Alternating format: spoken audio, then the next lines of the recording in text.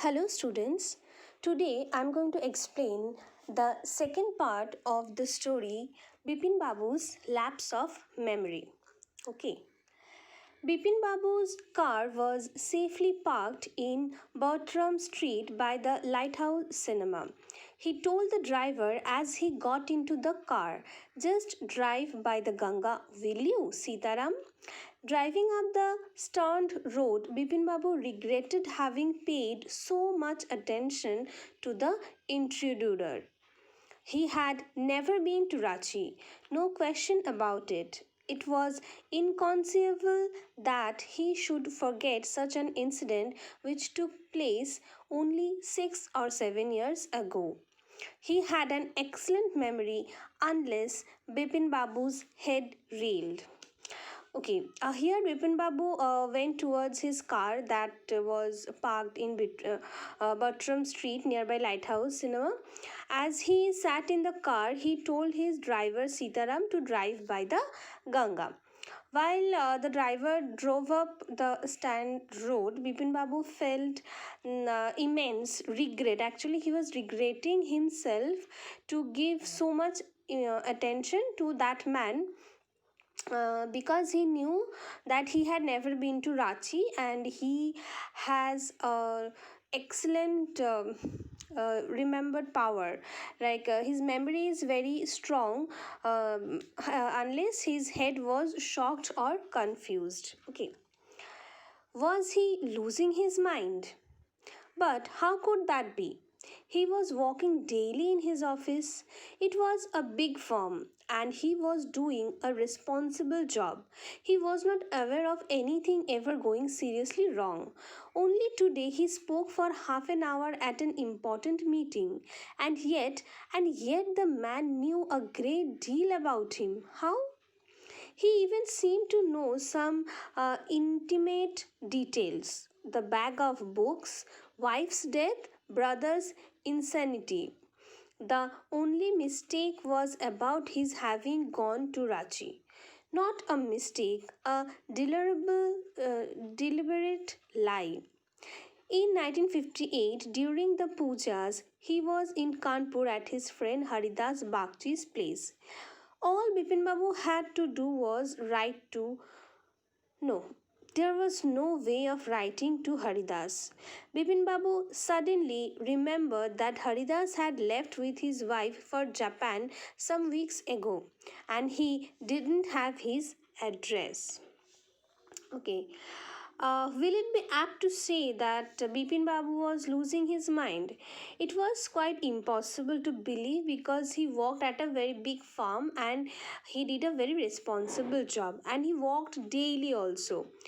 So even if there was something not right, he never realized that there was something major going on with him.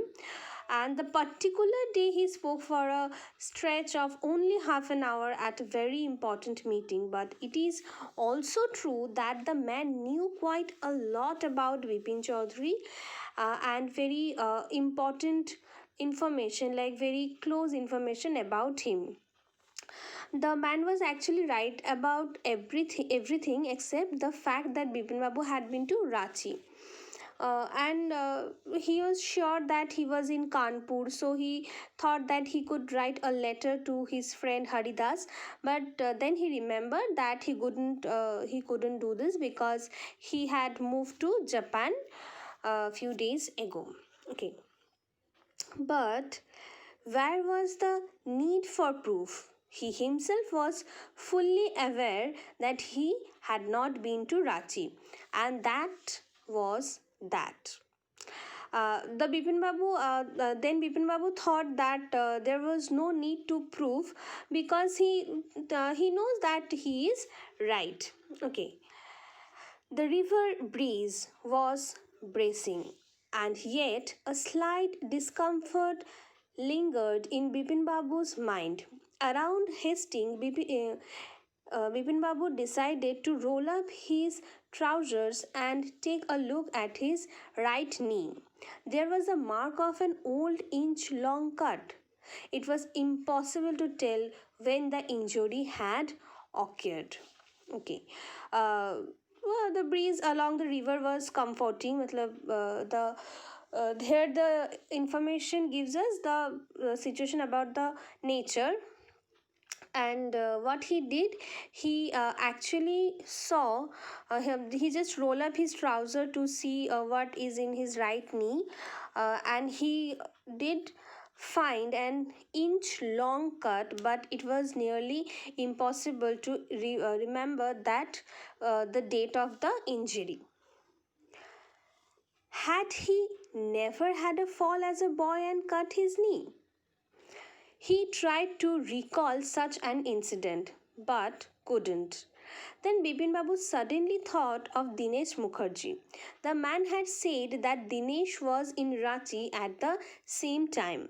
The best thing surely would be to ask him. He lived quite near in Benindan Street. What about going right now? But then, if he had really never been to Ranchi, what would Dinesh think of Bipin Babu asked for a confirmation? He would probably conclude Bipin Babu was going nuts. No, it would be ridiculous to ask him. Okay, just in the next moment, he began wondering that if he ever fell when he was a boy and cut his knees. This is a very this is not a no matter how hard he tried, he could not think of a time when he got himself injured, because this is very normal things happen with us. We never remembered a very small or big injuries which had happened with us long times before. Then he suddenly remembered that the man also mentioned Dinesh. He was also in Ranchi with him too. So he thought it would be best to ask him about it. And he's lived in Benindan Street mentioned here, which is very close to his house. He thought of visiting him, and at the very moment, and he thought that he could ask Dinesh, but he was afraid Dinesh would conclude that Bipin had gone mad, so he didn't ask him because it was a ridiculous idea. Okay, and he knew how ruthless Dinesh's sarcasm could be. Okay, sipping a cold drink in his air conditioned living room, Bipin Babu felt at essay again. Such a nuisance. Just because they have nothing else to do, they go about getting into other people's hair. Okay, so here, moreover, Bipin Babu was well aware how merciless Dinesh could be when he was being sarcastic. As he sipped his cold drink in the air conditioner living room, then finally felt relaxed, he thought how annoying it was that just because people do not have much to do, they start bothering others. He was thinking these things by himself. After dinner, snuggling in bed with one of the new thrillers, Bipin Babu forget all about the man in New Market. Next day in the office, Bipin Babu noticed that with every passing hour, the previous day's encounter was occupying more and more of his mind. If the man knew so much about Bipin Babu, how could he make such a mistake about the Ranchi trip? Okay, uh, post dinner, forget all about the strange man in the new market as he snuggled in bed with one of his new thrilling books. But the next day he realized that when he was in office, that the last day's incident was taking more of his attention, and each hour passed he started thinking that how can it be possible that the man was right about everything just except the Ranchi trip. Just before lunch, Bipin Babu decided to ring up Dinesh Mukherjee. It was better to settle the question over the phone, at least the embarrassment on his face wouldn't show. 235 616. Bipin Babu dialed the number. Hello, is that Dinesh? This is Bipin here. Well, what's the news? I just wanted to find out if you recall an incident which took place in 58? 58? What incident? Were you in Calcutta right through that year? That's the first thing I have got to know. Wait, just a minute. 58? Just let me check in my diary. Okay, it was just before lunch. Then Bipin Babu decided to confirm to Dinesh and asked him about the incident, that he remember something or not. So he called him, and there is a small conversation that he asked that where he had been in the year of 1958. Okay, for a minute there was silence. Bipin Babu could feel that his heartbeat had gone up. He was sweating little. Hello? Yes, I have got it. I'd been out twice. Where? Once in February nearby to Krishnanagar to a nephew's wedding, and then, but you'd know about this one, the trip to Ranchi. You were there too, that's all.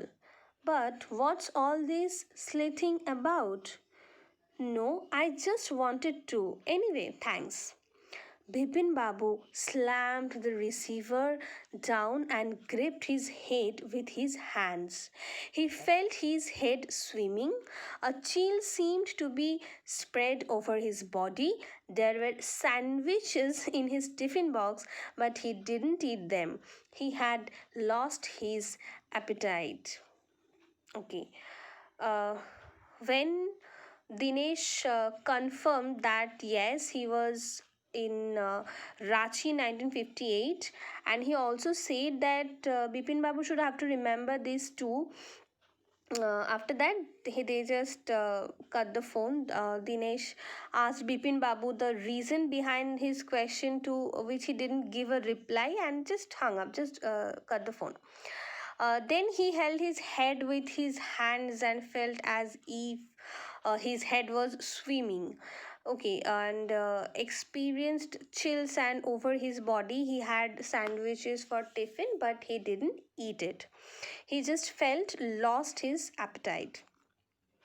Okay.